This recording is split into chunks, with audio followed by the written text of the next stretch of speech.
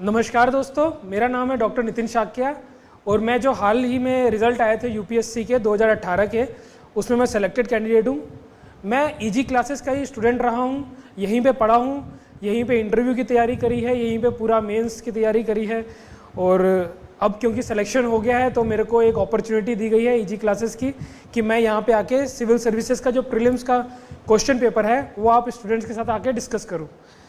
तो आज जो हम ये डिस्कस करने वाले हैं ये एक ऑथेंटिक की है।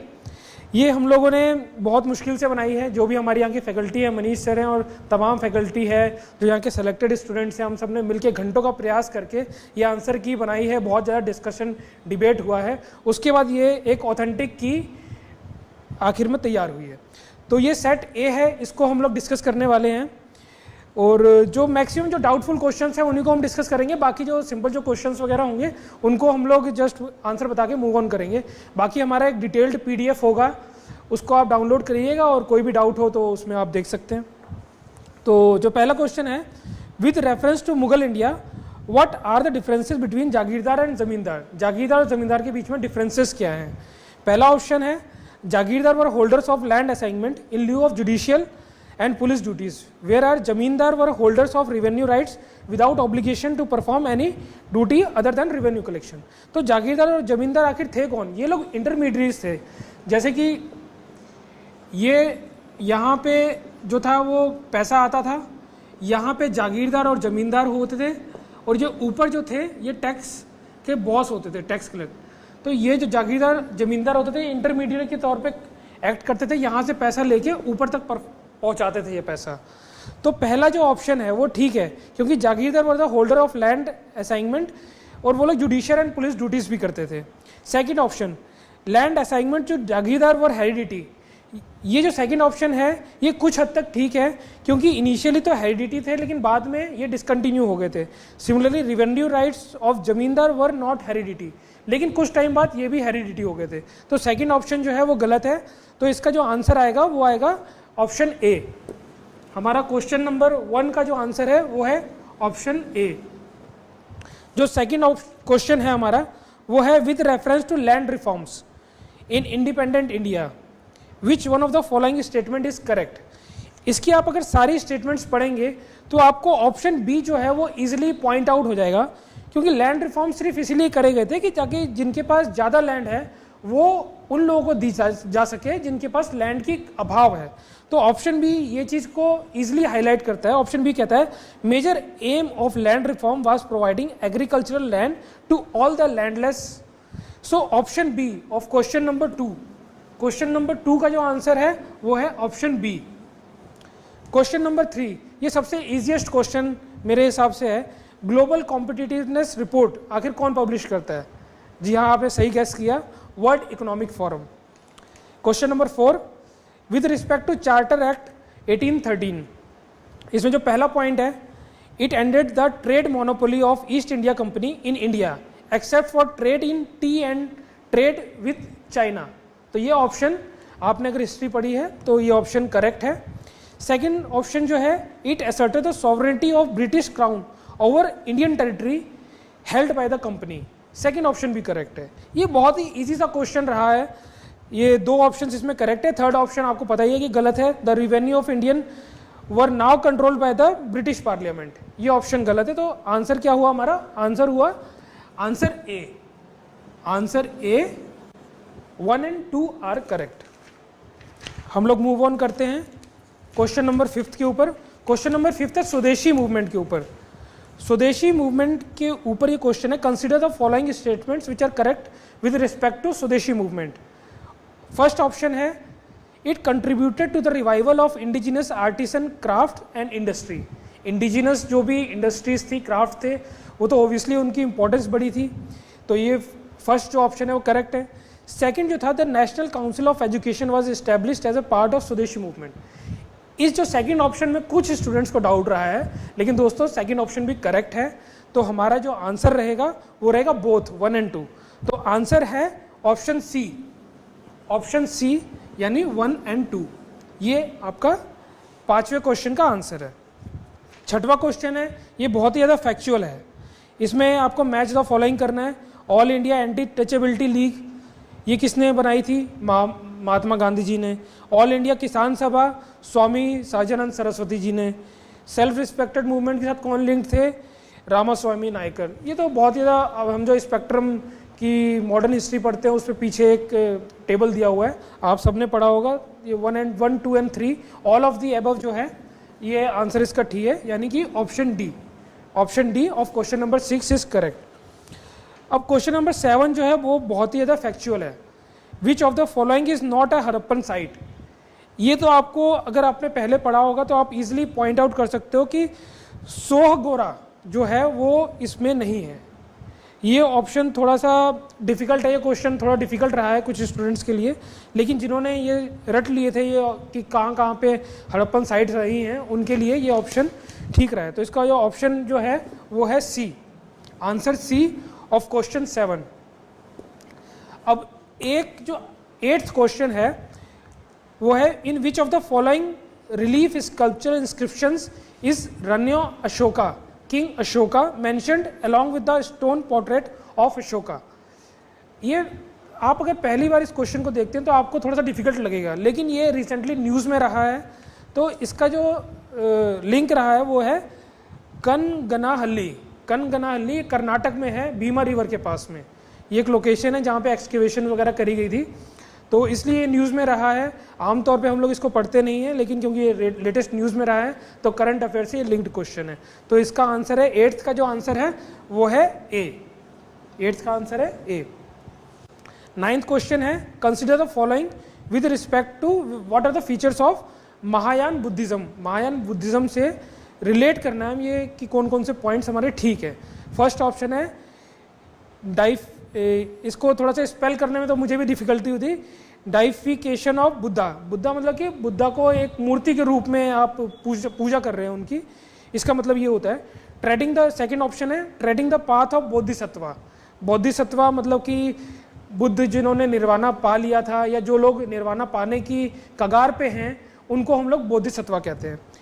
थर्ड ऑप्शन है image worship and rituals. Image worships and rituals ये भी महायान बुद्धिज्म में था।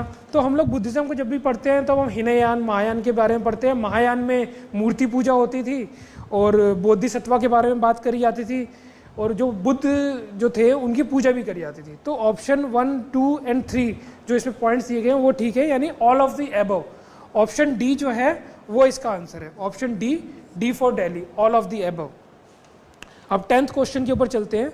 With reference to forced labour in India during Gupta period which one of the following statement is correct. ये स्ट्रेट फॉरवर्ड क्वेश्चन है, इसका option first जो है वो करेक्ट है। मैं पढ़ के बता देता हूँ आपको। It was considered as a source of income for the state, a source of tax paid by the people. ये आपको जब भी हिस्ट्री की बुक पढ़ेंगे तो एक स्ट्रेट लाइन क्लियर कर दी गई है, तो इसमें आपको डाउट नहीं होना चाहिए। Question number 11, building Kalyan mandapa was a notable feature in the temple construction in the kingdom of। ये बहुत ही स्ट्रेट फॉरवर्ड क्वेश्चन है, आंसर है विजयनगर, यानी क्वेश्चन नंबर 11 का आंसर है ऑप्शन डी। 11 का आंसर है ऑप्शन डी, विजयनगर। अब 12th क्वेश्चन पे चलते हैं। Consider the following statements in the revenue administration of Delhi sultanate the in charge of revenue collection was known as amil. तो आपके हिसाब से क्या होगा? आमिल इज द राइट चॉइस। तो ये फर्स्ट ऑप्शन है वो करेक्ट है। सेकंड और थर्ड में आपको बता देता हूँ, ये आप इजीली फाइंड आउट कर सकते हैं कि वो गलत क्यों है। सेकंड ऑप्शन है the iqta system of sultans of Delhi was an ancient indigenous institution, जबकि ऐसा नहीं था।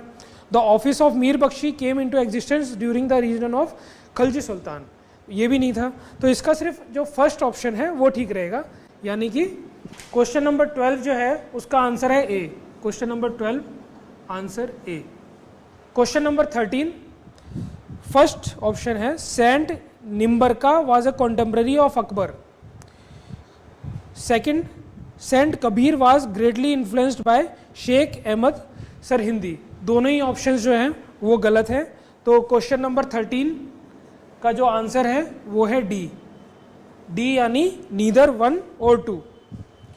Question number 14 with reference to the British colonial rule in India consider the following statements with respect to British colonial rule. Mahatma Gandhi was instrumental in the abolition of system of indentured labour.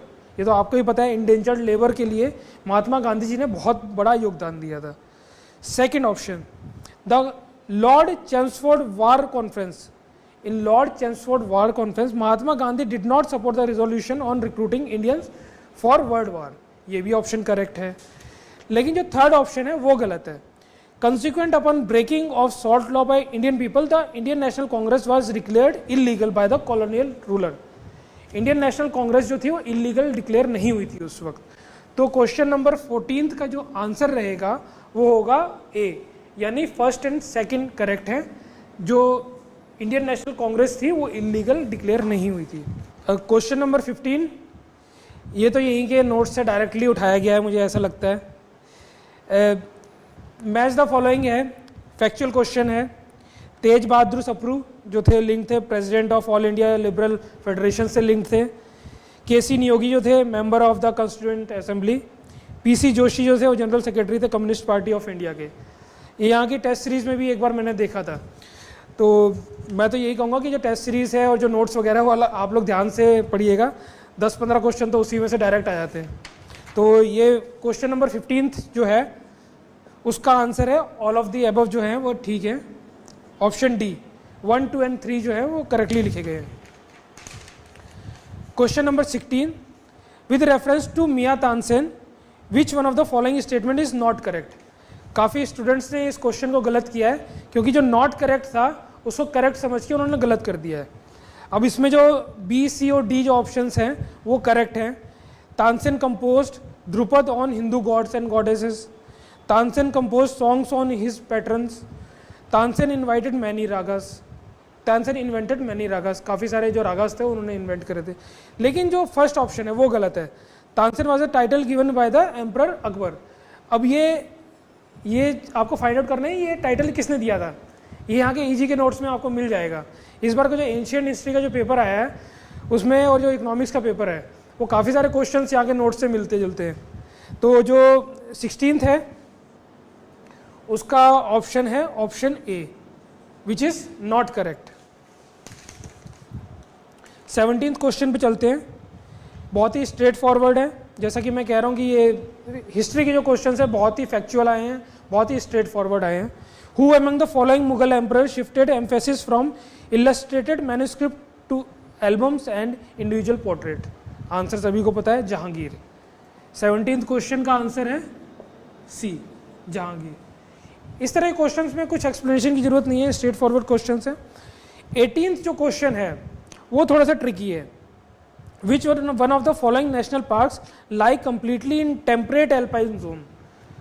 इसमें जो completely word है उसके ऊपर आप focus करिए। Completely word, मानस national park है एक option, Namdapha national park है, न्योरा वैली नेशनल पार्क है, valley of flower national park है। इस क्वेश्चन को हम लोगों ने काफ़ी डिस्कस किया, तो फाइनली क्योंकि इसमें कंप्लीटली वर्ड था और जो कलिम्पोंग डिस्ट्रिक्ट है वो कंप्लीटली टेम्परेट जोन में आती है, कलिम्पोंग डिस्ट्रिक्ट, जिसमें हमारा valley of flower national park है। इसलिए ऑप्शन डी हम लोगों ने इसको आंसर को करेक्ट करा है। 18th का आंसर है option D, because valley of flower national park which is located in Kalimpong district is completely in temperate alpine zone. 19th जो क्वेश्चन है करंट अफेयर का है। अटल इनोवेशन मिशन, ये सभी को पता है कि ये नीति आयोग के अंडर है। 20th क्वेश्चन बहुत इजी है। 21 जून के बारे में हम लोग बहुत पढ़ते रहते हैं। 21 जून पे the sun does not set below the horizon at Arctic circle. 19th का आंसर है सी, नीति आयोग। 20th का आंसर है A. Question number 21, which one of the following groups of plants are domesticated in the new world and introduced into the old world. इसका जो answer है वो हमने detail में अपनी जो बिलो मेंशन पीडीएफ है उसमें दिया हुआ है। उसमें पूरी लिस्ट है कि कौन कौन से डोमेस्टिकेटेड प्लांट्स हैं, उसको आप जरा से चेक करिएगा। तो ये काफ़ी स्ट्रेट फॉरवर्ड क्वेश्चन है, लेकिन काफ़ी डिफिकल्ट क्वेश्चन भी है क्योंकि हम लोग अमूमन तौर पे इसको नहीं पढ़ते हैं। तो 21st क्वेश्चन का जो आंसर है वो है ए। डिटेल्स जो है हमारी पीडीएफ में पूरी लिस्ट दी गई है। Question number 22, consider the following statements. First, Asiatic lion is naturally found in India only, which is correct. Second, double humped camel is naturally found in India only, गलत है. One horn rhinoceros is naturally found in India only, ये भी गलत है. ये सब factual questions हैं environment के. क्वेश्चन नंबर 22 का आंसर है A, that is one only. Question number 23, ये भी फैक्चुअल है. फेमस प्लेसेस है और उसको आपको रिवर के साथ लिंक करना है. तो इसमें फर्स्ट एंड सेकंड जो हैं वो ऑप्शंस करेक्ट हैं. पंदरपुर जो है वो चंद्रभागा की रिवर पे है और जो त्रिचुरापल्ली है वो कावेरी रिवर पे है. हम्पी जो है वो मालप्रभा रिवर पे नहीं है. तो 23 का जो आंसर है वो है ए, मतलब फर्स्ट एंड सेकंड जो है वो करेक्ट है. Question number 24, in a given year in India official poverty lines are higher in some states than in others. ये काफ़ी ज़्यादा दिमाग लगाने वाला क्वेश्चन था. तो जो ऑफिशियल पॉवर्टी लाइन है वो कुछ स्टेट्स में हायर क्यों होती है? अगर आप ऑप्शन बी को अगर पढ़ेंगे, price levels vary from state to state, तो ये आपको थोड़ा सा हिंट देगा कि आखिर ऑफिशियल पॉवर्टी लाइन अलग अलग स्टेट्स में डिफरेंट क्यों होती है. तो क्वेश्चन नंबर 24 का जो आंसर है ये है बी. ये वाला कॉन्सेप्ट मेरे को काफ़ी डिफ़िकल्ट हुआ था स्टार्टिंग में समझने को. आज से 3-4 महीने पहले जब मैंने इंटरव्यू दिया था तो उस वक्त एक करंट अफेयर में क्वेश्चन आया था, लेकिन मनीष सर से जैसे मेरी बात हुई तो उन्होंने इस कॉन्सेप्ट को मेरे को अच्छे से समझाया था. तो वही मेरे को जैसे ये क्वेश्चन आया एकदम से क्लिक किया.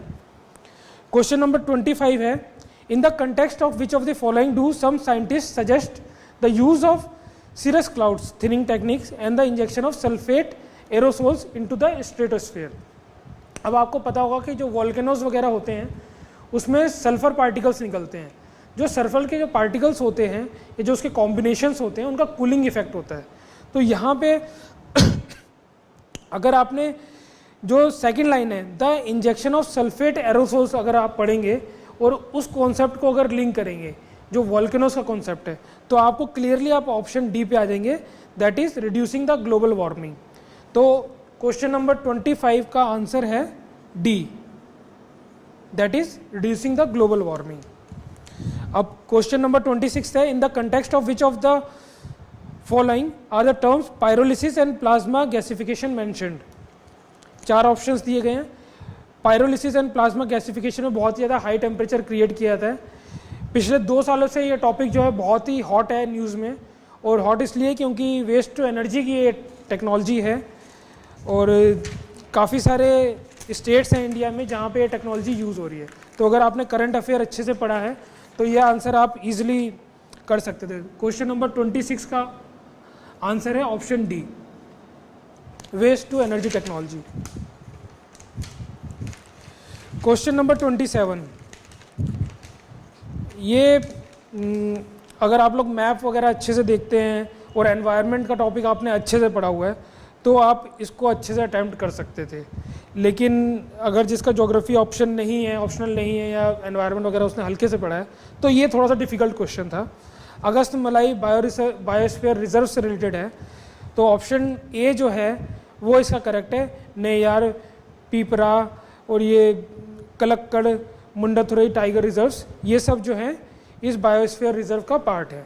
तो क्वेश्चन नंबर 27 का जो आंसर है वो है ए. तो इसीलिए मैं कहता हूँ हमेशा कि जो आपकी एटलस होती है वो आपको अच्छे से पढ़नी चाहिए. नाटमो की एक एटलस आती है, उसमें ये सारे जो पार्क्स वगैरह हैं वो काफ़ी अच्छे से मेंशन्ड होते हैं. रिवर्स के बारे में मेंशन होता है. ग्लेशियर का एक क्वेश्चन आया है वो भी बहुत ज़्यादा उसमें काफ़ी डिटेल में दिया गया है. तो ये सब आप अच्छे से तैयार करें. नाटमो की एटलस एक खरीद लें और गवर्नमेंट की एटलस है, आपको काफ़ी रिलायबल भी रहेगी. Question number 28, some species of turtle are herbivorous, correct है. Some species of fish are herbivorous, this is also correct. Some species of marine mammals are herbivorous, ये ऑप्शन भी करेक्ट है. Some species of snakes are viviparous, मतलब कि वो अंडे नहीं देते, डायरेक्टली बच्चे वो जनरेट करते हैं, अंडे के थ्रू उनके बच्चे नहीं निकलते। ये चारों ऑप्शंस जो हैं वो करेक्ट हैं। हम जो साइंस एंड टेक की क्लासेस वगैरह अटेंड करते हैं, साइंस एंड टेक के जो नोट्स पढ़ते हैं, उनके थ्रू ये आप आंसर्स ईजिली निकाल सकते हैं। क्वेश्चन नंबर 28 का जो आंसर है वो है डी, मतलब ऑल ऑफ दी अबव।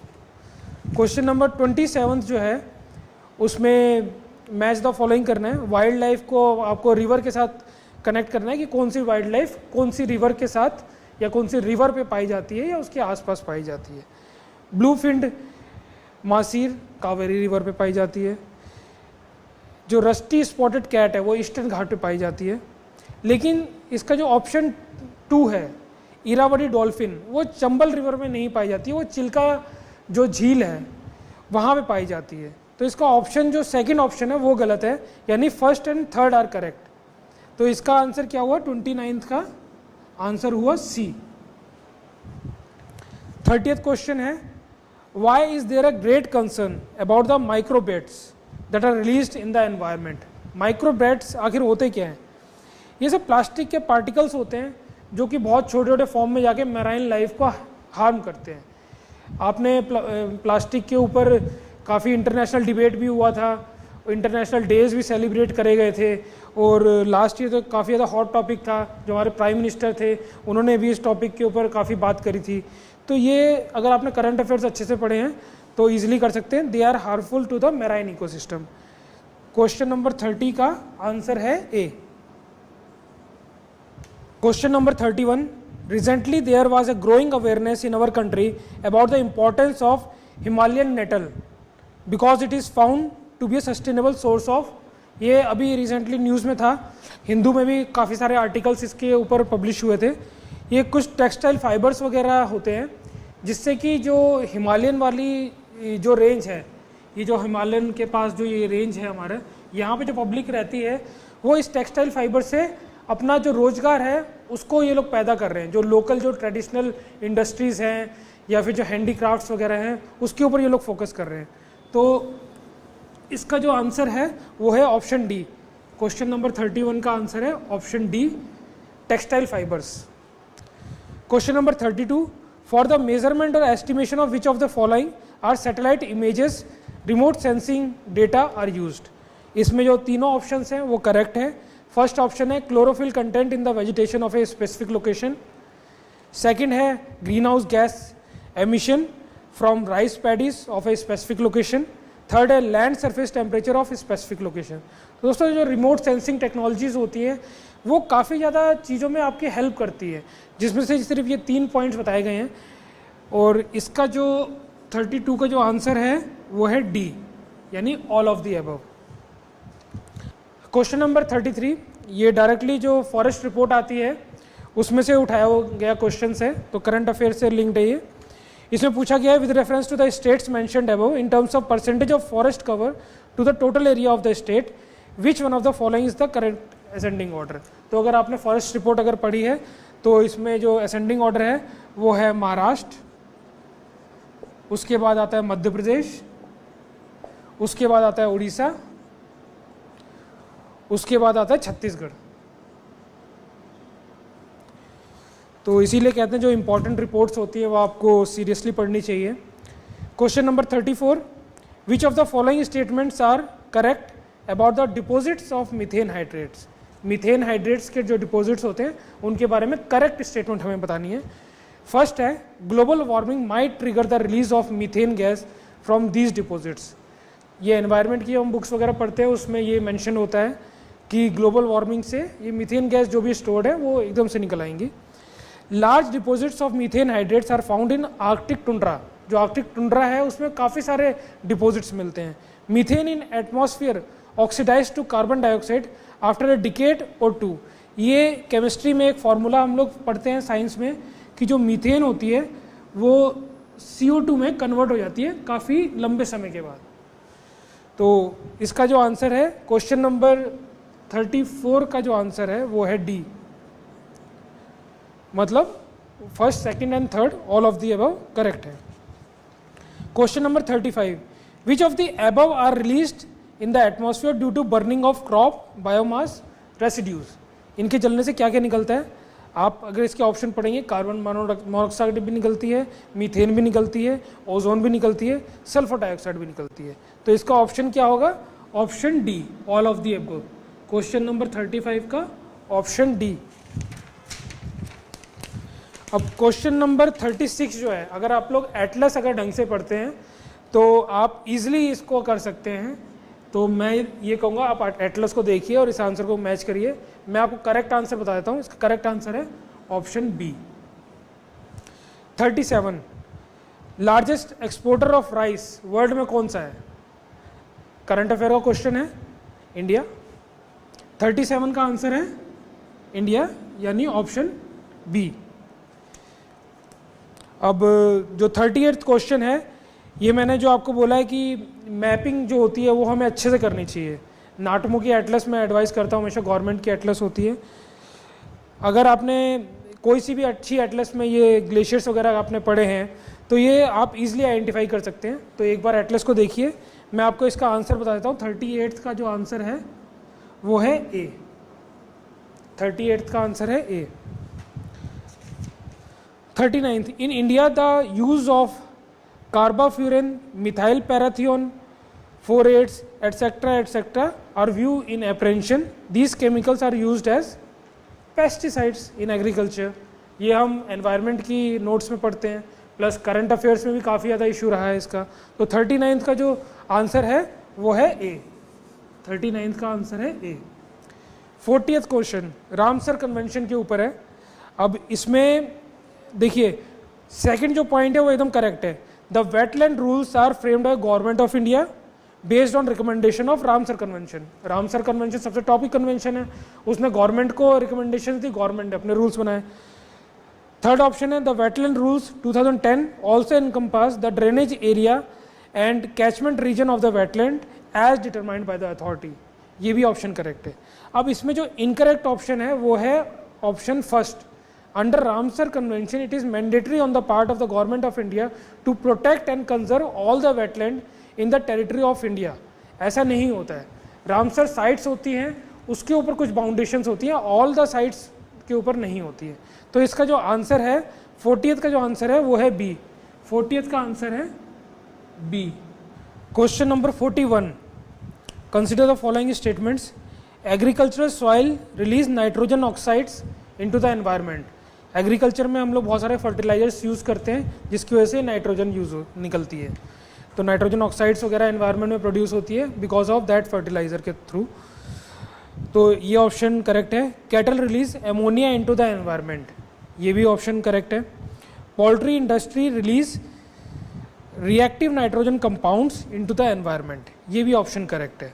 तो 41st जो क्वेश्चन है उसका आंसर है डी, यानी all of the above. 42nd जो है ये फैक्चुअल है, मैप बेस्ड क्वेश्चन है। ये कुछ प्लेसेस दिए गए हैं, अलियार, इसापुर वगैरह, ये सब वाटर रिजर्वोयर्स हैं। काफ़ी सारे लोगों को ये क्वेश्चन नहीं पता है, तो अगर आप ये अटैम्प्ट नहीं किया है तो आप चिंतित नहीं होइएगा, क्योंकि काफ़ी सारे लोगों ने ये जो क्वेश्चन है इसको अटैम्प्ट नहीं किया है। ये सब वाटर रिजर्वोयर्स हैं। क्वेश्चन नंबर 43 है हाइड्रोजन एनरिच्ड सीएनजी के बारे में। Consider the following statements. इसमें दो स्टेटमेंट्स जो करेक्ट हैं वो हैं option 2 and 3, that is hydrogen CNG as fuel reduces carbon dioxide and hydrogen emission, ये करेक्ट है। Third, hydrogen up to 1/5 by volume can be blended with CNG as fuel for buses, ये भी correct है। इसमें जो incorrect है वो है first and third. The main advantage of use of hydrogen CNG is the elimination of carbon monoxide emission. इसमें elimination word use किया गया है, एलिमिनेट नहीं होती है, रिड्यूस होती है, इसलिए जो फर्स्ट ऑप्शन है वो गलत है। फोर्थ जो ऑप्शन है hydrogen CNG makes fuel less expensive than CNG. अब इसमें अगर आपने न्यूज़पेपर में पढ़ा होगा तो 42 रुपीज़ और 43 रुपीज़ का एक फिगर आता था, ये आप चेक करिएगा। ये 43 रुपीज़ की पड़ती है हाइड्रोजन सीएनजी और जो नॉर्मल सीएनजी है 42 रुपीज़ की। थोड़ा सा फ़र्क है, मतलब हाइड्रोजन सीएनजी जो है थोड़ी सी कॉस्टली है, इतना ज़्यादा कॉस्टली भी नहीं है। तो उसके हिसाब से जो फोर्थ जो ऑप्शन है वो भी गलत है। तो अपना आंसर क्या बना? 43rd का आंसर बना बी। 43rd का आंसर है बी। अब 44th क्वेश्चन देखते हैं। Why are dew drops not formed on cloudy nights, cloudy nights में ड्यू ड्रॉप्स क्यों नहीं फॉर्म होते हैं? इसका करेक्ट ऑप्शन है बी, क्योंकि क्लाउड जो होते हैं वो reflect back the earth radiation, ये कंडेंसेशन का प्रोसेस होता है। यहाँ पे जो एनर्जी रेडिएट होती है वो वापस चली जाती है स्काई के थ्रू, अगर यहाँ पे क्लाउड्स हैं तो ये रिफ्लेक्ट कर देते हैं इस एनर्जी को, तो यहाँ पे हीट बनी रहती है। जो ये कंडक्शन कन्वेक्शन वगैरह का जो मैकेनिज्म है वो नहीं हो पाता है, अगर ये क्लाउड्स होंगे तो वो जो हीट एनर्जी है वो वापस नहीं जा पाती है, तो जिसकी वजह से जो कंडेंसेशन का मैकेनिज्म होता है वो नहीं बन पाता है, इसलिए ड्यू ड्रॉप्स जो होते हैं फॉर्म नहीं होते इन क्लाउडी नाइट्स। ये काफ़ी ज़्यादा कन्फ्यूजिंग क्वेश्चन रहा है, हम लोगों ने काफ़ी डिस्कस किया है यहाँ पे, तब जाके इस निष्कर्ष पे पहुँचे हैं कि ऑप्शन बी जो है 44 का, option B is the correct answer. 45th का जो फर्स्ट ऑप्शन है, 44th amendment to the constitution of India introduced an article placing the election of PM beyond judicial review. इसके लिए थोड़ा सा एक्सप्लेनेशन दूंगा कि राजनारायण केस के बारे में आपने पढ़ा होगा। Rajnarayan case had been one of the reason for imposition of emergency in the country. Corrective measures were introduced by the then law minister Shanti Bhushan in Morarji government through 44th Amendment Act. तो इसलिए जो अपना first option है वो correct है, और second option तो correct है। Supreme court struck down in 2015 supreme court struck down independence of judiciary is ensured through collegium system of appointment was upheld. Case is known as 3 judges case. So जो अपने first option है और जो second option है ये दोनों correct है, और 45th का जो आंसर है वो है बोथ, यानी option C, first and second are correct. अब अपन चलते हैं 46th क्वेश्चन के ऊपर। 46th क्वेश्चन में जो है इसमें आपको ये देखना है कि सिर्फ एक पॉइंट में बताऊंगा आपको कि Constitution of India does not define, second point देखिएगा, Constitution of India does not define details of what constitute incapacity and proved misbehaviour of the जजेस of the Supreme Court of India. जो मैंने statement आपको बोली है वो correct है, जो इसमें दी गई है वो उसकी उल्टी दी गई है, इसलिए ये स्टेटमेंट इनकरेक्ट है। तो इसका अगर आप सेकंड ऑप्शन अगर हटा देते हैं तो बचते हैं फर्स्ट, थर्ड एंड फोर्थ, जो कि करेक्ट है, यानी कि मोशन ऑफ इम्पीचमेंट ऑफ ए जज of a supreme Court of India can not be rejected by the speaker of the Lok Sabha as per the जजेस एक्ट। थर्ड पॉइंट है the details of the process of impeachment of the जज of the Supreme Court of the India are given by the जजेस inquiry act. Fourth point, if the motion of the impeachment of the judge is taken up for the voting, the law requires motion to be backed by each house of the parliament, and बाकी सब आपको पता है। तो जो question number 46 है उसका answer है डी। 47th जो है स्ट्रेट फॉरवर्ड क्वेश्चन है। 9th शेड्यूल किसने इंट्रोड्यूस किया था कॉन्स्टिट्यूशन में? जवाहरलाल नेहरू जी ने। तो 47th का जो आंसर है वो है ए। 48th क्वेश्चन है, consider the following statements. Coal sector was nationalised by the government of India under Indira Gandhi, correct. Second option, now coal blocks are allocated on lottery basis. तो क्या लॉटरी बेसिस पे होता है? नहीं होता ना। आपने कोल स्कैम देखा होगा, फर्स्ट कम फर्स्ट सर्व वाला बेसिस था, उसके बाद ऑक्शनिंग हुई थी, तो लॉटरी वाला तो कोई सिस्टम है ही नहीं उसमें, तो सेकंड ऑप्शन जो है वो गलत है। थर्ड है, till recently India imported coal to meet the shortages of domestic supply, but now India is self sufficient in coal production. Coal production में इंडिया भी सेल्फ सफिशिएंट नहीं है, अभी भी इंपोर्ट जो है धीरे धीरे बढ़ भी रहा है, जो रिसेंटली अगर आप डेटास देखेंगे।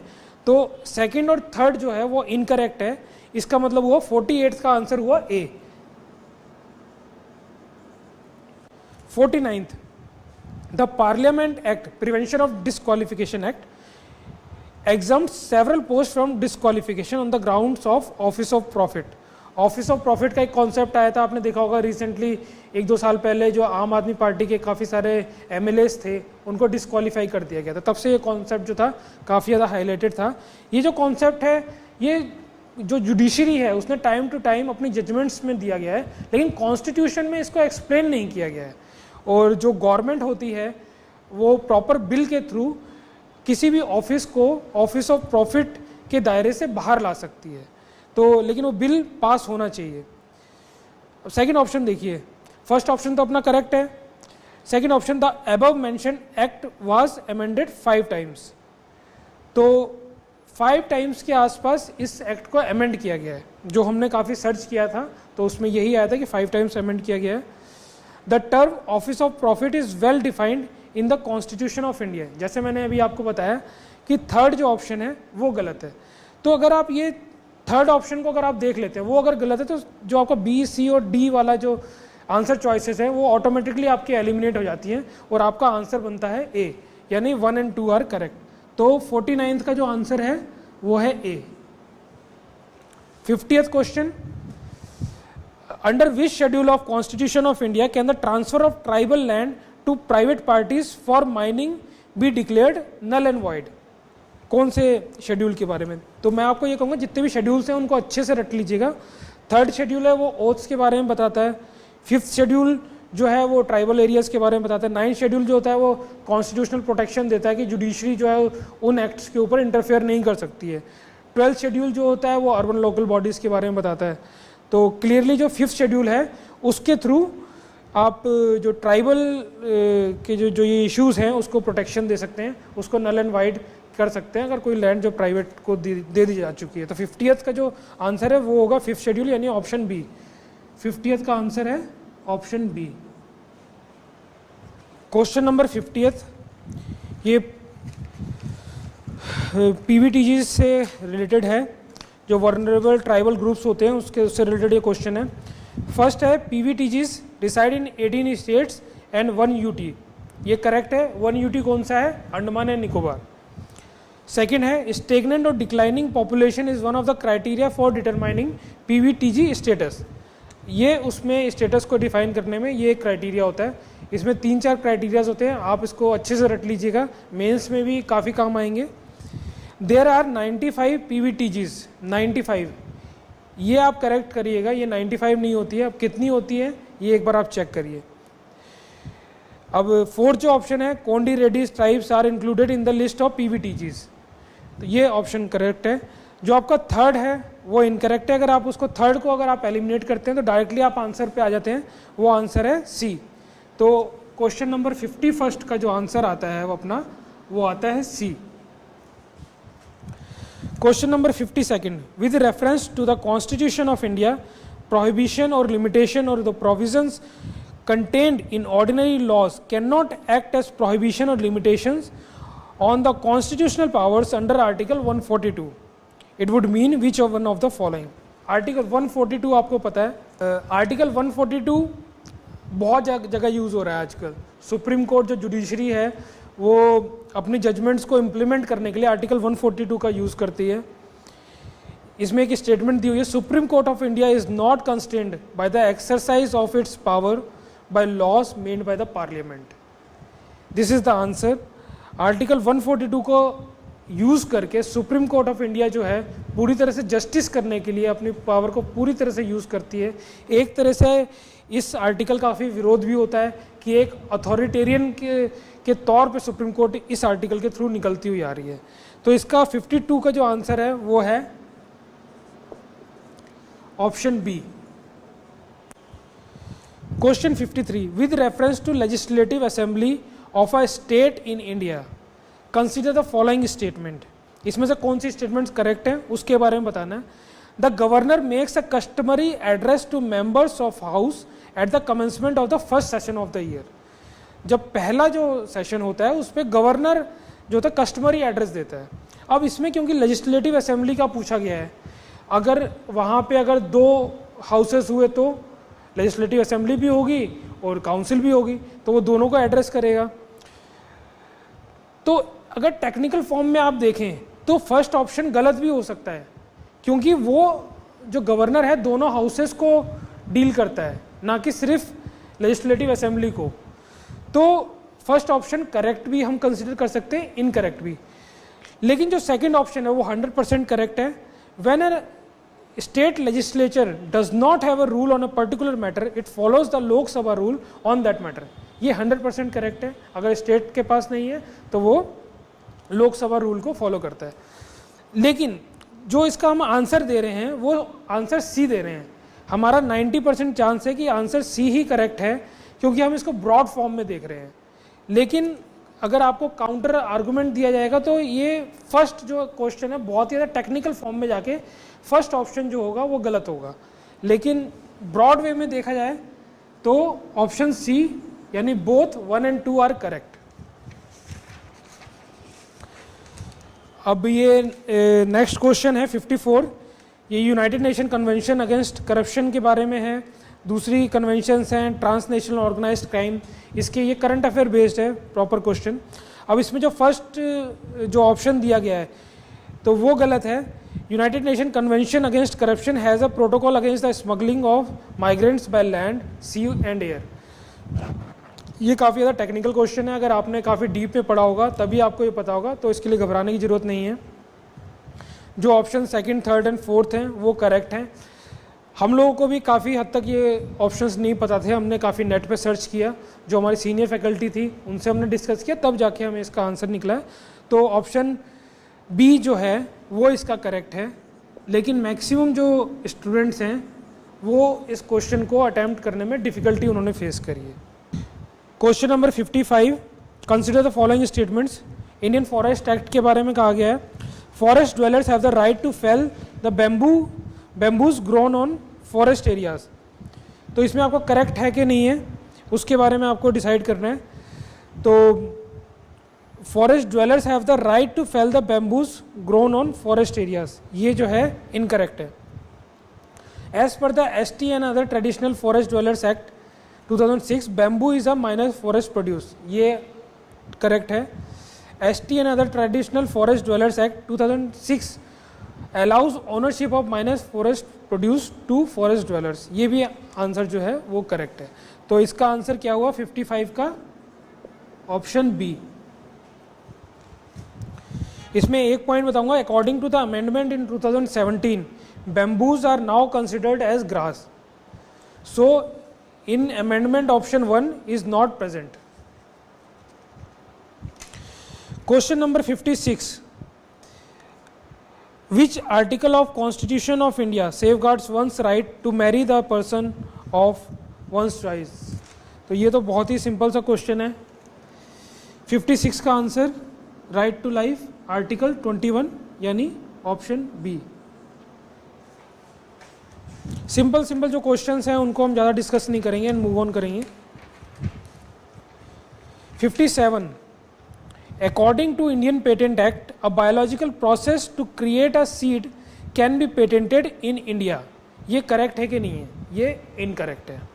इन India there is no intellectual property appellate board, ये ऑप्शन अगर आपने करंट अफेयर्स पढ़ा है तो एक एपिलेट बोर्ड क्रिएट हो चुका है। Plant varieties are not eligible to be patented in India, this is correct. ठीक है, तो पहला ऑप्शन अपना गलत है, सेकंड ऑप्शन अपना गलत है, थर्ड ऑप्शन अपना करेक्ट है। 57 का आंसर हुआ सी। 57 का आंसर हुआ C. Question number 58, Environment Protection Act. The state requirement of public participation in the process of environment protection and the procedure and the manner in which it is sought.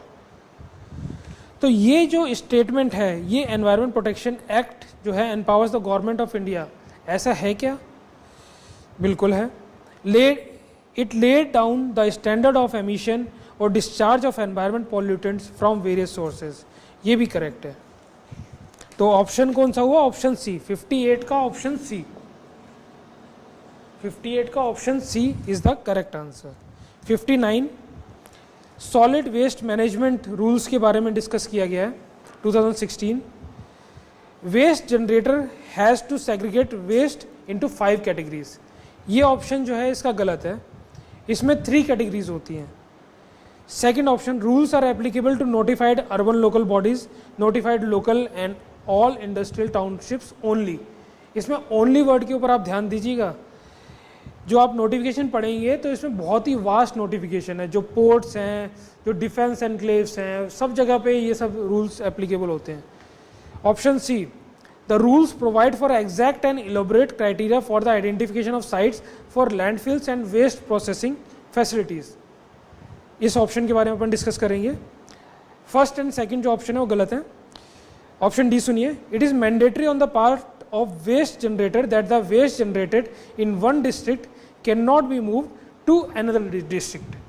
तो ऐसा तो हो नहीं सकता है, एक डिस्ट्रिक्ट से दूसरी डिस्ट्रिक्ट से जा सकता है अगर उसके पास लैंडफिल नहीं है कोऑर्डिनेशन वगैरह के थ्रू। तो ऑप्शन सी जो है वो इसका करेक्ट होगा। Question 60, consider the following statements. Industrial employment central amendment rules के बारे में पूछा गया है। ऑप्शन फर्स्ट है, if rules for fixed term employment are implemented, rules for fixed term employment, it becomes easier for the firms companies to lay off the workers. ये correct है, क्योंकि आपके जो रूल्स एंड रेगुलेशंस अगर आपके clear हैं तो कोर्ट ऑफ लॉ में अप्रोच करना या वहाँ से आपको डिसीजन लेना काफ़ी ईजी हो जाता है। क्योंकि आप कोर्ट में अगर वर्कर्स जाते हैं या गवर्नमेंट जाती है, जो इंडस्ट्री वो जाती है, तो फैक्ट ऑफ लॉ के बेसिस पे तुरंत जो है डिसीजन लिया जा सकता है। Second option, no notice of termination of employment shall be necessary in case of temporary workman. अगर कोई टेम्परेरी वर्कमैन है तो उसको आपको नोटिस वगैरह नहीं देना है, सीधा आप उसको जॉब से निकाल सकते हैं। तो क्वेश्चन 60th का जो आंसर है वो है सी, बोथ 1 and 2। अच्छा, 59 का आंसर सी था, जैसे मैंने आपको बताया, यहाँ पे लिखना भूल गया। 59 का आंसर है सी। क्वेश्चन नंबर 61, इसमें लीड बैंक स्कीम का काफ़ी बार क्वेश्चन आता है, 2-4 साल पहले भी एक क्वेश्चन आया था। तो लीड बैंक स्कीम आप अच्छे से कर लीजिएगा। और ये क्वेश्चन है, the service area approach was implemented under purview of which of the following, it was lead bank scheme. Question number 61 का आंसर है B, lead bank scheme. Second जो क्वेश्चन है 62, वो है with reference to the management of minor minerals in India. इसमें correct statements मैं बताता हूँ आपको। फर्स्ट है, sand is a minor mineral according to prevailing laws in the country. Third option, state government has the power to frame rules to prevent illegal mining of minor minerals.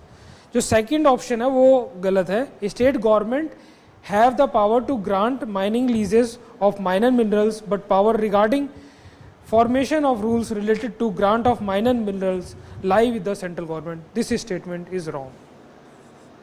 So 62 का जो answer है वो है A, that is 1 and 2।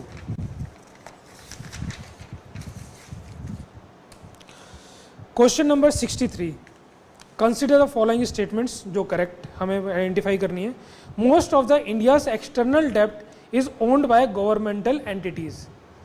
ये गलत है, क्योंकि non governmental entities जो हैं उनके पास ज़्यादा एक्सटर्नल डेप्ट है। All, second option, all of the India's external डेप्ट is denominated in US dollar. All option आ रहा है ना, all of the India's external डेप्ट, वो नहीं है, दूसरी भी और फॉर्म्स में स्टोर किया जाता है। तो इसका जो आंसर है वो नन ऑफ द अबव है, दैट इज नीदर 1 और 2। 63 का आंसर है डी, नीदर 1 और not 2। 64, which of the following is not included in the assets of a commercial bank in India. Assets and liabilities के बारे में हमने पढ़ा था। जो डिपॉजिट्स होते हैं बैंक के, वो एक लायबिलिटी होती है, क्योंकि हमने डिपॉजिट किया तो हमें उस कस्टमर को वापस करना है। लेकिन अगर हम उसे एडवांस दे रहे हैं या कहीं पे इन्वेस्ट कर रहे हैं या कॉल मनी होती है, शॉर्ट नोटिस मनी होती है, ये सब एक आपके एसेट्स के तौर पे काम करते हैं, क्योंकि आपको इससे रिवेन्यू जनरेट होता है। तो ये जो कॉन्सेप्ट थे, मनीष सर की जो बुक है, नोट्स हैं, उसमें काफ़ी अच्छे से दिए हुए हैं, तो मैं एडवाइस करूँगा वो अच्छे से आप पढ़ना। 64 का आंसर है B, deposits. Question number 65. In the context of India, which of the following factors are contributor to reducing risk of currency crisis? First option, the foreign currency earning of India's IT sector. Obviously, foreign currency आएगी तो obviously अच्छा रहेगा. Increasing the government expenditure, doubtful. So second option, no. Third, remittances from Indian abroad. India के बाहर जितने भी लोग हैं वो लोग अगर रेमिटेंसेस भेजेंगे तो ओबियसली पॉजिटिव है इंडिया के लिए। तो आंसर क्या होगा 65th का बी। 66, ये बहुत ही ज़्यादा कॉमन क्वेश्चन है, ये सरकारिया कमीशन की रिकमेंडेशंस थी कि governor should be an eminent person from outside the state and should be a detached figure without intense political links और should not have taken parts in politics, ताकि जो conflict of interest आता है दो parties के बीच में वो इस तरह का ना है। तो क्वेश्चन नंबर 66 का जो आंसर है वो है C, Sarkaria commission. Question number 67, which of the following is issued by registered foreign portfolio investors to overseas investors, जो बाहर के जो इन्वेस्टर्स हैं उनको इशू किए जाते हैं, who want to be part of Indian stock market without registering themselves directly, वो डायरेक्टली रजिस्टर्ड नहीं होते हैं। और काफ़ी ज़्यादा सुर्खियों में था ये टॉपिक, पिछले 4-5 सालों से काफ़ी ज़्यादा सुर्खियों में रहा है। ये पार्टिसिपेटरी नोट्स का एक कॉन्सेप्ट है कि उसमें जो लोग परचेज कर रहे हैं उनको अपने डिटेल्स इंडियन स्टॉक मार्केट्स में इंडियन रेगुलेटर्स को नहीं दिखाना पड़ता है, और जस्ट ये बीच में एक इंटरमीडिएटरीज जो होते हैं, बीच के जो हम कहते हैं दलाल हम कह सकते हैं, तो वो ये इस तरह की डीलिंग करते हैं। तो 67 का जो आंसर है वो है डी। काफ़ी सिंपल सा क्वेश्चन, कॉन्सेप्ट आपके क्लियर होंगे तो आप अच्छे से कर सकते हैं। 68, consider the following statement, as per the law the compensatory afforestation fund management and planning authority exist at both national and state level. CAMPA की बात हो रही है, ये सुप्रीम कोर्ट की गाइडलाइंस वगैरह आई थी, उसके बाद state government and national government ने इसके ऊपर काफ़ी ज़्यादा एक्ट किया था। फर्स्ट स्टेटमेंट जो है वो करेक्ट है। Second statement, peoples participation is mandatory in the compensatory afforestation, इस तरह की कोई स्टेटमेंट जो है उसमें नहीं है, हमने काफ़ी डिटेल से उसे पढ़ा है। तो काफ़ी स्टूडेंट्स को सेकंड पॉइंट पे थोड़ा सा डाउट रहा है, लेकिन हमारी जो रिसर्च अभी बता रही है, जो इतने भी हमने डॉक्यूमेंट्स पढ़े हैं, तो सेकंड जो ऑप्शन है वो गलत है। इसका आंसर है 68 का आंसर है A,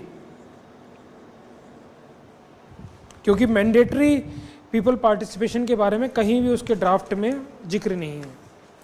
question number 69, in India which of the following review the independent regulators in sectors like telecommunication, insurance, electricity sector.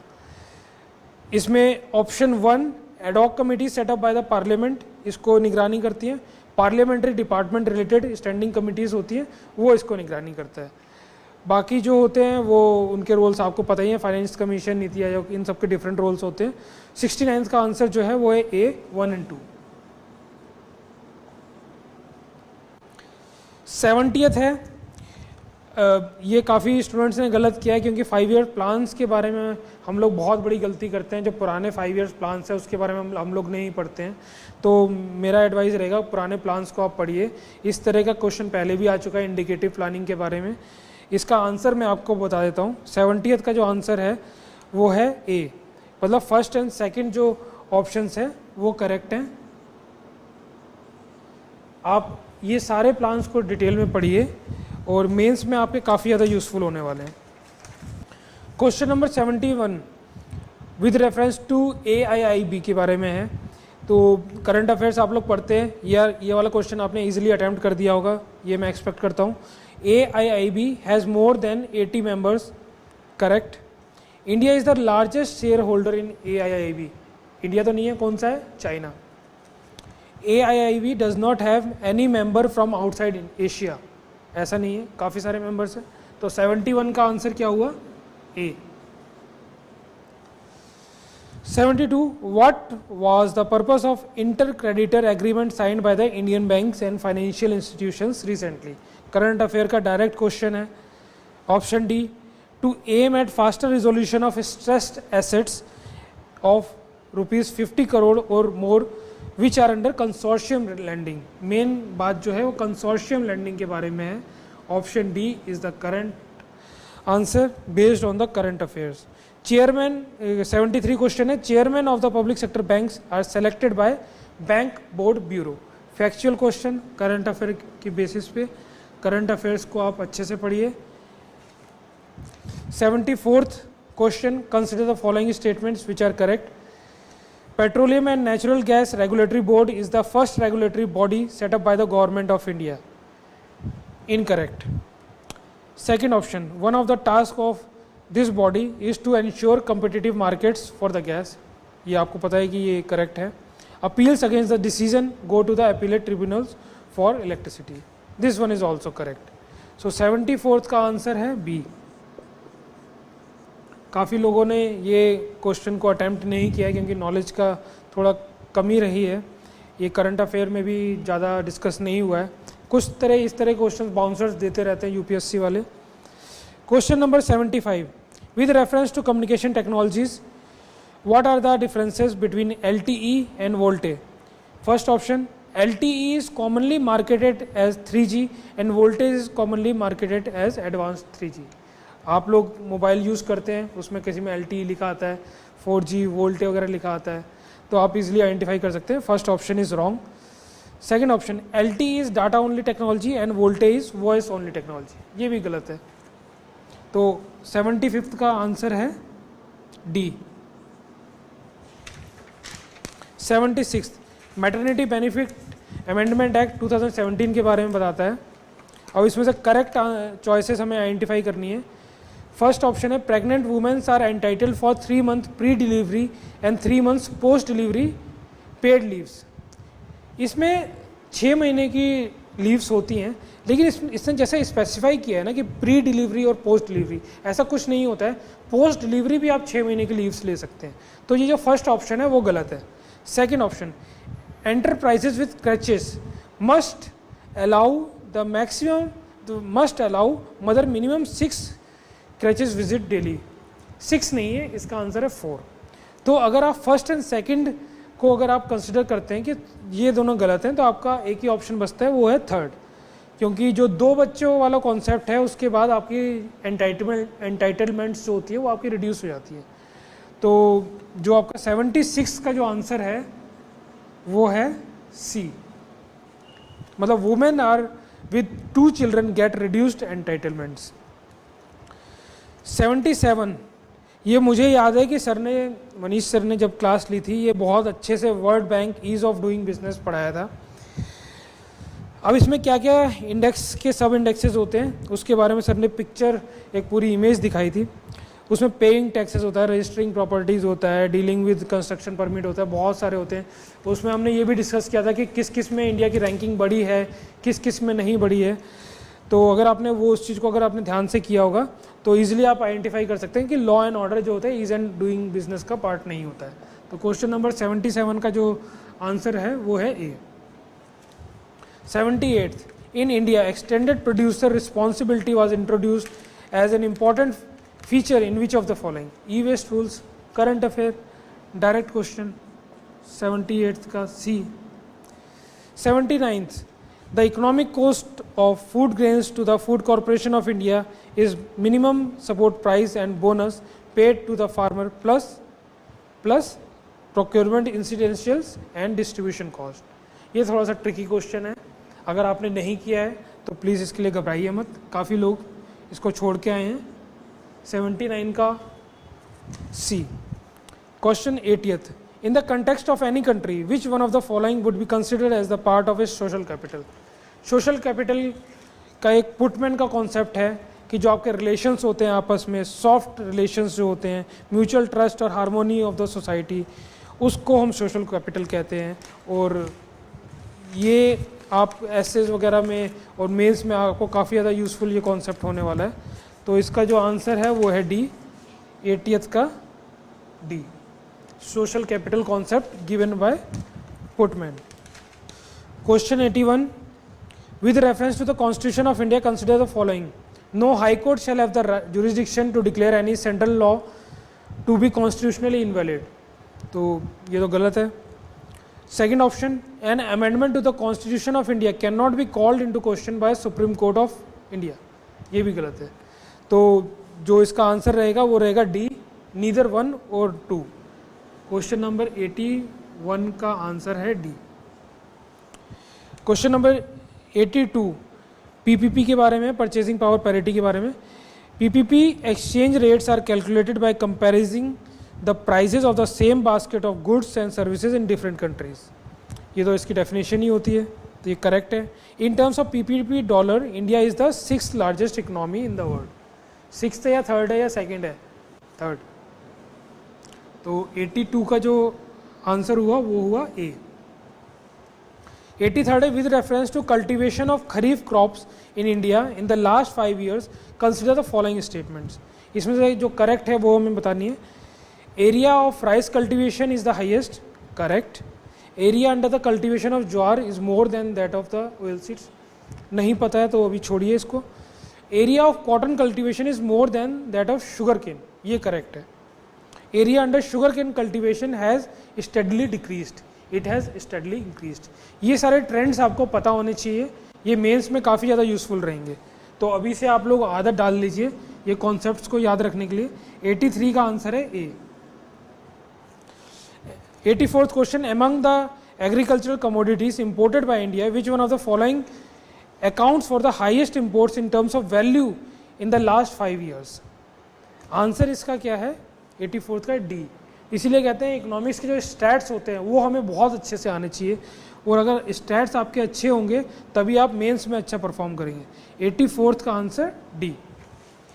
Question 85th, in the context of polity which one of the following would you accept as the most appropriate definition of liberty?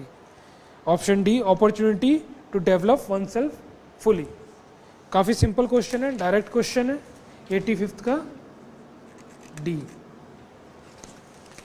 Question number 86, which one of the following is not the most likely measure of the government RBI takes to stop slide in the Indian currency रुपी? मतलब India की जो रुपी है वो अगर slide हो रही है तो इसमें से गवर्नमेंट कौन सा उपाय नहीं करेगी, नहीं पे जोर दिया गया है। तो ये नॉट काफ़ी ज़्यादा स्टूडेंट्स ने मिस किया है और आंसर गलत लगा दिया है। तो curbing imports of non essential goods and promoting exports, तो ओबियसली ये तो आप समझ गए आंसर जो ये करेंगे, ठीक है। Encouraging India's borrower to issue rupee denomination masala bonds, ये भी करेंगे ताकि फॉरेन एक्सचेंज जो है वो हमारे पास काफ़ी एक्स्ट्रा है। Easing conditions relating to external commercial borrowing, ये भी करेंगे। अब इसमें क्या नहीं करेंगे? Following an expansionary monetary policy, expansionary monetary policy हम लोग नहीं करेंगे क्योंकि हमारे जो इंटरेस्ट रेट है वो काफ़ी ज़्यादा रिड्यूस हो जाएगा और हमारे जो इंडियन जो इन्वेस्टर्स हैं वो बाहर जाके इन्वेस्ट करेंगे, तो इंडियन करेंसी की जो वैल्यू है वो और ज़्यादा रिड्यूस होगी क्योंकि बाहर के जो इन्वेस्टमेंट जितनी भी हमारी इंडिया की इन्वेस्टमेंट है वो बाहर चली जाएगी और डॉलर्स की डिमांड बढ़ जाएगी, डॉलर्स की डिमांड बढ़ेगी, फिर इंडिया की जो वैल्यू है वो कम हो जाएगी इंडियन करेंसी की, ठीक है। तो ऑप्शन जो है इसका है डी। 86 का ऑप्शन है D. 87, RBI recent directive relating to storage of payment system data, popularly known as data dictate command payment system provided that। अब इसमें अगर आपने करंट अफेयर्स पढ़ा है तो आप इजीली फर्स्ट ऑप्शन को ओके करेंगे। फर्स्ट ऑप्शन है they shall ensure that entire data relating to payment system operated by them are stored in a system only in India. Current affairs का question है, direct question है। 87 का ए। ये जो 87th question है BL Shri Krishna committee की जो रिपोर्ट आई थी उससे ही रिलेटेड है ये क्वेश्चन। तो इसके बारे में कहा गया है जितने भी ट्रांजैक्शंस होते हैं, फाइनेंशियल ट्रांजैक्शंस वगैरह जो भी होते हैं, उस सब का डेटा जो है वो इंडिया में स्टोर रहेगा, और एक्सेप्ट कुछ जो एक्सेप्शनल केसेस होते हैं उसको छोड़ के।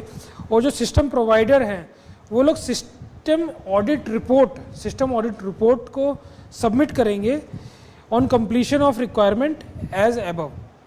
The audit should be conducted by certain empanelled auditors. Certain के जो ऑडिटर्स होंगे वो इसको ऑडिट करेंगे, ना कि CAG जैसा वो क्वेश्चन में दिया गया।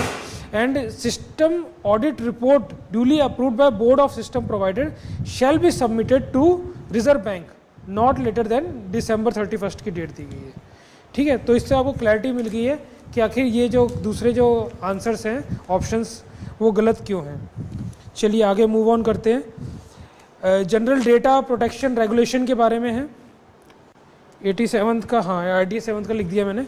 88 जो क्वेश्चन है जनरल डेटा प्रोटेक्शन रेगुलेशन के बारे में, करंट अफेयर्स में लास्ट ईयर काफ़ी ज़्यादा हाईलाइट हुआ था। यूरोपियन यूनियन का एक कॉन्सेप्ट है और इसकी वजह से काफ़ी ज़्यादा डेटा प्रोटेक्शन के बारे में जो है आवाज़ उठने लगी है। इंडियन जो सॉफ्टवेयर की कंपनीज़ हैं वो काफ़ी ज़्यादा रिस्की भी हो गई क्योंकि उनके जो लॉज वगैरह वो इतने ज़्यादा प्रोटेक्टेड नहीं है। प्लस इंडिया की जो कंपनीज़ हैं उनको भी अपने जो डेटा प्रोटेक्शंस के लॉज हैं उसको और ज़्यादा स्ट्रेंथन करना पड़ेगा ये GDPR की वजह से। ठीक है, 89th क्वेश्चन है, recently India signed a deal with action plan for prioritisation and implementation of corporation areas in nuclear field in which of the following countries. ये करंट अफेयर का क्वेश्चन है, रशिया के साथ किया था। 89th का answer है बी। 90th क्वेश्चन है मनी मल्टीप्लायर के बारे में। Money multiplier in an economy increases with which of the following. अब मनी मल्टीप्लायर कब आपका इंक्रीज होगा, इसमें ऑप्शन दिया गया है increase in the banking habit of the population. अगर जो पॉपुलेशन है उनकी बैंकिंग हैबिट अगर बढ़ेगी, वो ज़्यादा इन्वेस्ट कर रहे हैं, बैंक से पैसा निकाल रहे हैं, लोन ले रहे हैं, ये सब चीज़ें ज़्यादा बढ़ेंगी तो मनी मल्टीप्लायर का जो इफेक्ट होगा वो बहुत ज़्यादा बढ़ेगा, जो उसकी वेलोसिटी होती है वो ज़्यादा बढ़ेगी। तो इसका जो आंसर है 90th का वो आंसर है बी। 90th को थोड़ा सा डिटेल में अपन लोग डिस्कस कर लेते हैं। इसका जो फर्स्ट ऑप्शन है increase in cash reserve ratio, इसमें कैश रिजर्व रेशो इंक्रीज नहीं होता बल्कि उसका उल्टा होता है, डिक्रीज होता है। सेकंड ऑप्शन जो है बैंकिंग हैबिट जो होती है पॉपुलेशन की वो बढ़ती है, क्योंकि जितना ट्रांजैक्शन होगा उतना ज़्यादा बैंकिंग हैबिट बढ़ेगी, लोन लेगा, इन्वेस्टमेंट करेगा, पैसा जमा करेगा, क्रेडिट लेगा, ये सब चीज़ें करके ना, ये सब चीज़ें इसकी हैबिट जो है वो बढ़ जाएगी। इंक्रीज इन SLR, SLR के ऊपर कोई इफेक्ट नहीं होता है इसका। Increase in population of the country, increase in the population of the country, तो ये तो आपको पढ़ने से ही लग रहा है कि ये गलत ऑप्शन है। ठीक है, अब इसके बारे में एक हमारे पास डेटा था कि between April 2008 multiplier declined from 4.3 to 4.1 level as the RBI increased CRR from 7.5 to 9%. This was the time high liquidity and inflation was increasing and RBI was tightening policy. RBI increased CRR multiple times.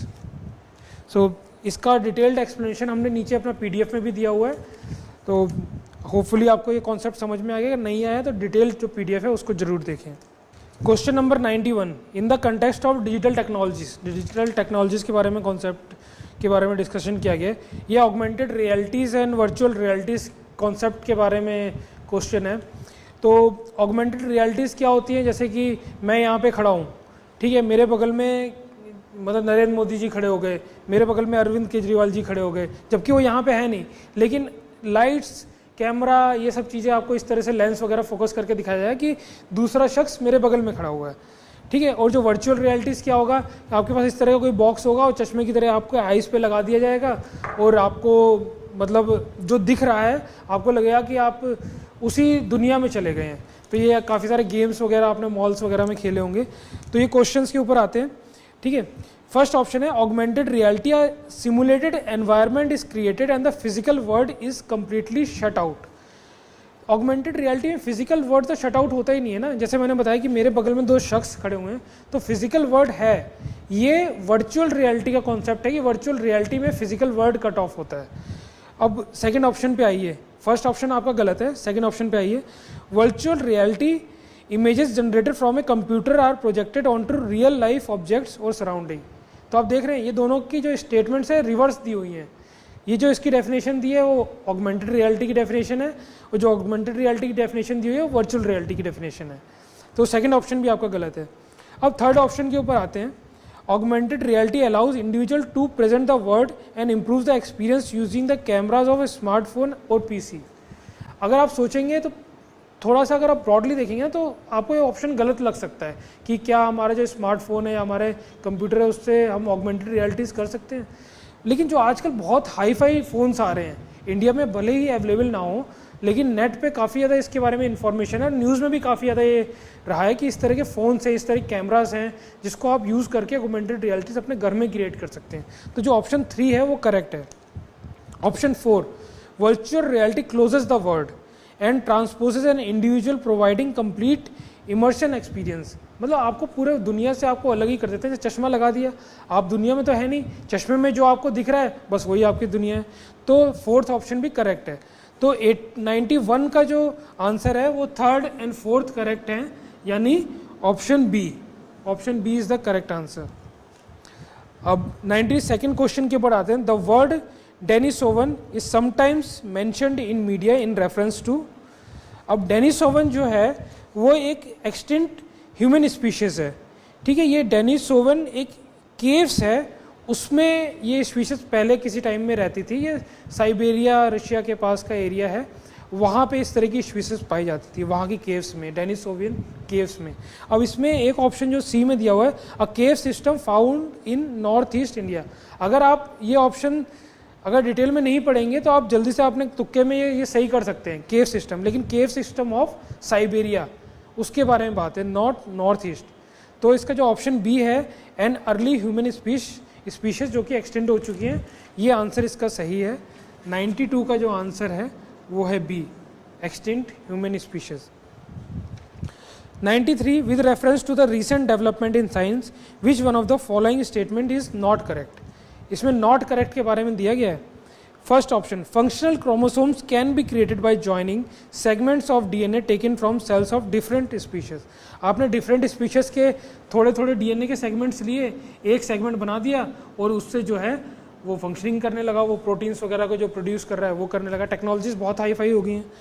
अब जो second statement पे आई है, pieces of artificial functional DNA can be created in laboratories, तो ये हम lab में ही तो कर रहे हैं। तो फर्स्ट और सेकंड जो स्टेटमेंट्स है ऑलमोस्ट एक तरह की हैं। थर्ड स्टेटमेंट पे आई है, a piece of DNA taken out from an animal cell can be made to replicate outside a living body in a laboratory. जो हमारी डीएनए एम्प्लीफिकेशन टेक्नोलॉजीज होती हैं, जो एचआईवी को जल्दी से डिटेक्ट करती हैं या दूसरे वायरल मार्कर्स को डिटेक्ट करती हैं, तो उन सब में ये वाला जो ऑप्शन वाली सी में जो टेक्नोलॉजीज बताई गई है उसी को यूज़ होते हैं। तो ऑप्शन सी भी हमारा करेक्ट है। ऑप्शन डी पे आते हैं, cells taken out from plants and animals can be made to undergo self division in laboratory petri dishes. Laboratory में कुछ मीडियम्स होते हैं, ग्रोथ के मीडियम्स, लेकिन अगर आपने एक सेल को अगर उसमें डाल दिया है तो वो ग्रो नहीं होगा। अगर वो बैक्टीरिया है या फिर वायरस है जो कि लिविंग ऑर्गेनिज्म है, वो उसमें ग्रो होते हैं। तो ऑप्शन डी जो है वो गलत है। तो क्वेश्चन नंबर 93 का जो आंसर है वो है डी, क्योंकि इसमें नॉट बोला गया है, विच of the following is not correct. Question number 94 digital signature के बारे में है। तो डिजिटल सिग्नेचर के बारे में थोड़ा सा बताता हूँ मैं, ये स्टेटमेंट्स ही बताऊँगा, वही सेल्फ एक्सप्लेनेटरी है। An electronic record that identifies the certifying authority issuing it, ठीक है, ये स्टेटमेंट करेक्ट है। Use to serve as a proof of identity of an individual to access information on server और internet वगैरह पे आपको अगर इंफॉर्मेशन को एक्सेस करना है तो अपना डिजिटल सिग्नेचर के थ्रू जाके ऑथेंटिसिटी आप अपनी शो कर सकते हैं। An electronic method of signing an electronic document and ensuring that the original document is unchanged. आप ओरिजिनल डॉक्यूमेंट्स की ऑथेंटिसिटी मेंटेन करिए, उसको साइन करिए और बहुत सीक्रेटली आप दूसरे को ट्रांसफ़र कर दीजिए। तो डिजिटल सिग्नेचर का कॉन्सेप्ट जो है बहुत ही ज़्यादा हाईलाइट में रहता है, क्योंकि बहुत ज़्यादा सिक्योर्ड है।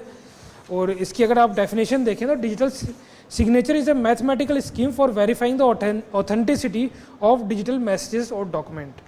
तो डिजिटल सिग्नेचर्स जो हैं, जो हमारी नया युग है, डिजिटल टेक्नोलॉजीज़ हैं, उसमें काफ़ी ज़्यादा अहम भूमिका निभाता है।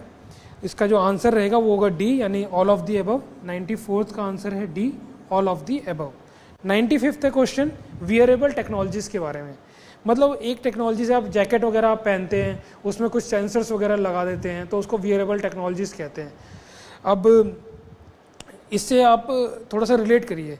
First option, location identification of a person. Obviously आपने कपड़ों में लगा दिया तो सेंसर्स वगैरह आप जीपीएस वगैरह के थ्रू या किसी और टेक्नोलॉजीज़ के थ्रू आप उसकी लोकेशन जो होती है स्पेसिफिक, वो आप पता कर सकते हैं। स्लीप मॉनिटरिंग, स्लीप पैटर्न कैसा है, उसका रेस्पिरेटरी रेट बढ़ रहा है या सोते वक्त वो खराटे ले रहा है कि नहीं ले रहा है। ऑडियो जो होती है वो रिकॉर्ड कर सकते हैं वियरेबल टेक्नोलॉजीज़ के through. Assist in hearing impaired person, जो बंदा जो सुन नहीं पाता है, सुनने में दिक्कत है, उसको असिस्टेंस इन सब चीज़ों की तरफ से हम लोग पहुंचा सकते हैं।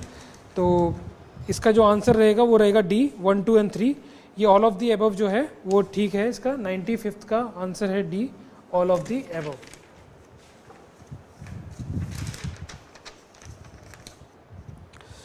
Question number 96, RNA interference technology.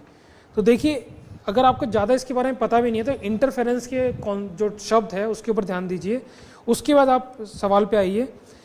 First option, it is used in developing gene silencing therapy. Gene silencing मतलब जीन को साइलेंस करना।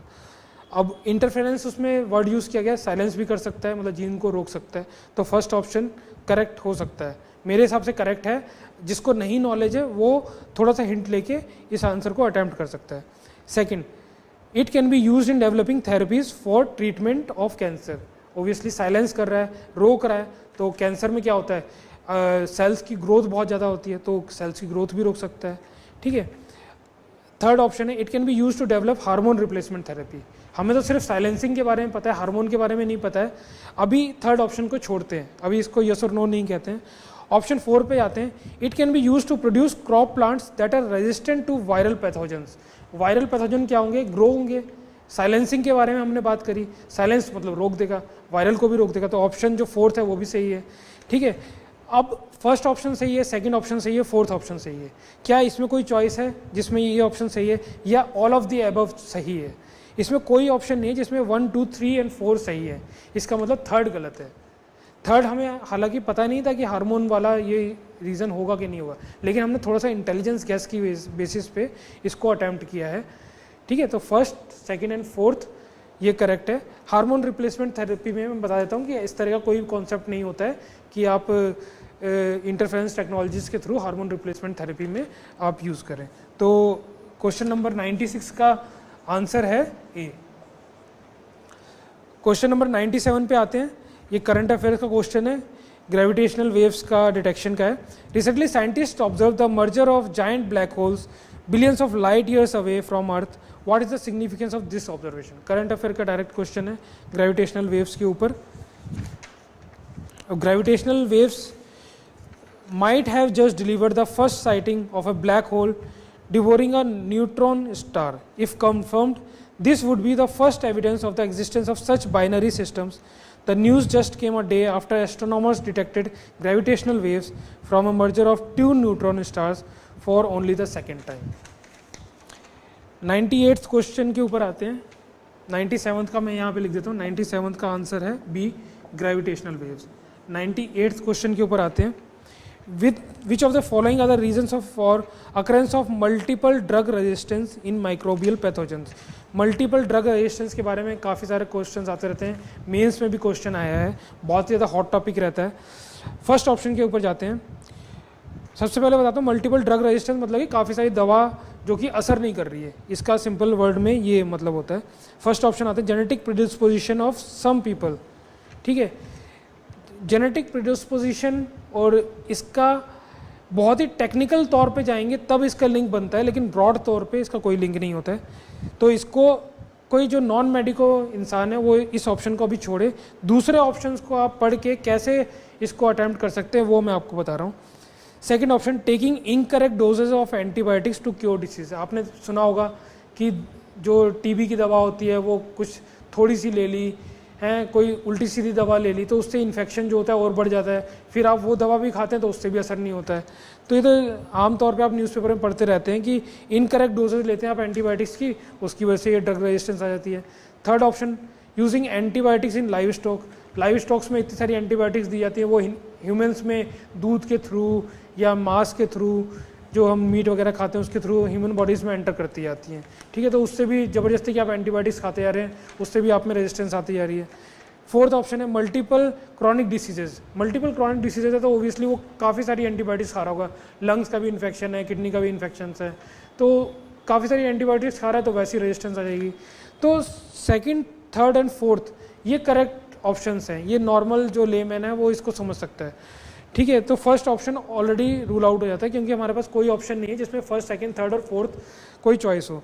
हमारे पास चॉइस है डी, 2, 3 एंड 4। तो option D is the correct answer. अब आते हैं क्वेश्चन नंबर 99 पे। Cas9 एक प्रोटीन की एक टेक्नोलॉजी है जिसमें कि आपके पास कोई भी डीएनए का सेगमेंट है उसको काट देते हैं और उसको आप लेबोरेटरी में यूज़ करते हैं। ठीक है। तो यही इसमें दिया गया है, a molecular scissor used in targeted gene editing. ये करंट अफेयर का क्वेश्चन है, पिछले 2 सालों से काफ़ी ज़्यादा चल रहा है। Question number 100, which of the following statement is not correct. Hepatitis B virus is transmitted much like HIV। HIV की तरह हेपेटाइटिस बी जो वायरस है वो ट्रांसमिट होता है, ठीक है। कुछ जो मोड ऑफ इन्फेक्शन है वो हेपेटाइटिस बी के और HIV के सिमिलर होते हैं, लेकिन जो ईटिंग के हैबिट से जो HIV ट्रांसमिट नहीं होता है, बल्कि हेपेटाइटिस बी जो होता है वो ईटिंग से ट्रांसमिट होता है, ठीक है। लेकिन बाकी सिरिंजेस वगैरह के थ्रू हेपेटाइटिस बी ट्रांसमिट हो सकता है, जैसे HIV वगैरह सिरिंजेस के थ्रू ट्रांसमिट होता है, ठीक है। Second option, hepatitis B unlike hepatitis C does not have a vaccine. आपने सुना होगा हेपेटाइटिस बी के हम लोग वैक्सीन लगवाते हैं, तो ऑप्शन बी जो है वो गलत है। यही उसने पूछा है कि कौन सा ऑप्शन जो है वो गलत है। तो हेपेटाइटिस बी की हमारे पास वैक्सीन हैं, इसमें लिखा हुआ है कि hepatitis B does not have a vaccine, तो ये ऑप्शन बी जो है वो गलत है। सी पे आते हैं, globally the number of people infected with hepatitis B and C virus are several times more than those affected with HIV।